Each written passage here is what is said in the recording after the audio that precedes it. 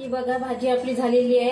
ही भाकरी सोबत तांदूळाच्या पिठाची भाकर केलेली आहे मी। ही भाकरी सोबत छान लागते आणि मठ्ठा सोबत पण छान लागते आणि तळलेली हिरवी मिरची सोबत तर खायला खूप अप्रतिम लागते।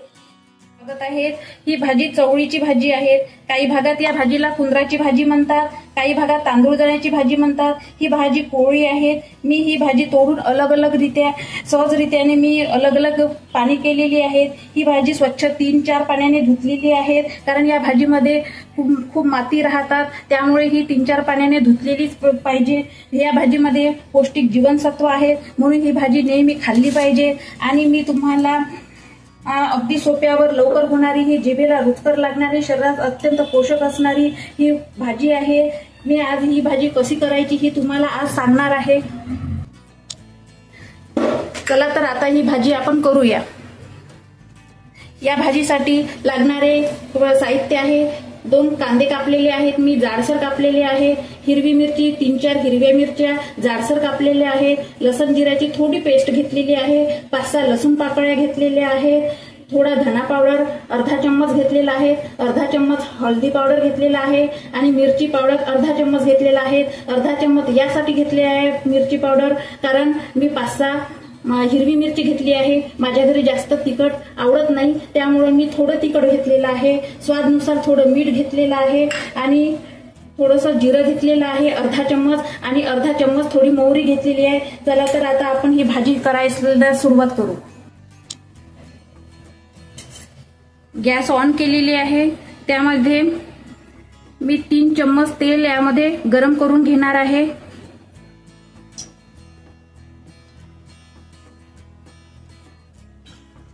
तीन चम्मच गरम केल्यानंतर त्यामध्ये मोहरी आणि जिरं हे काढले होते ते यामध्ये टाकून देऊ आणि हे थोडंसं तडतडू देऊ। आपले मोहरी आणि जिरे छान तडतडले आहे, हे बघा। आता यामध्ये आपण कांदा घालू।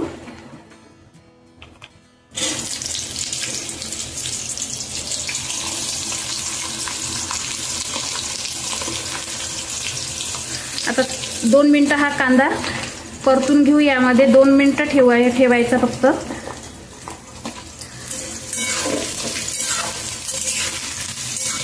एकदम लालसर पण नाही करायचा आणि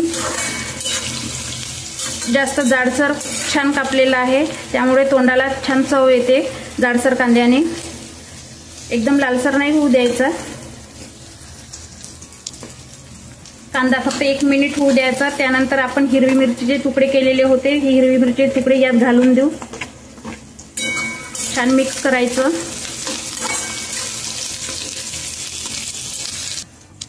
ही भाजी गॅस स्लो करूनच शिजवायची।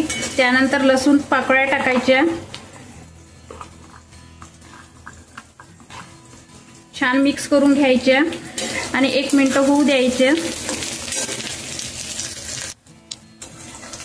आपला 1 मिनिट झालेला आहे। आता आपण लसूण जिऱ्याची पेस्ट काढली होती ते टाकून देऊ। छान असं मिक्स करायचं। आपला कांदा एकदम गोल्डन झाला पाहिजे नाही, त्यासाठी आपण नेहमी चम्मच फिरवला पाहिजे कढईत। त्यानंतर लाल मिरची पावडर, हळदी पावडर जे काढलं होतं आपण, धना पावडर ते टाकून देऊ। छान असं मिक्स करायचं, अर्धा मिनिट होऊ द्यायचं।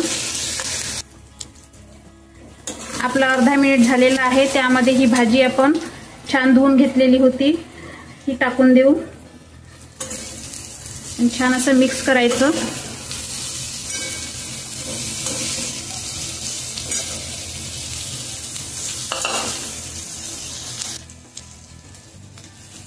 आता ही राहिलेली भाजी होती आपली, ही पण टाकून द्यायची आणि छान मिक्स करून घ्यायचं।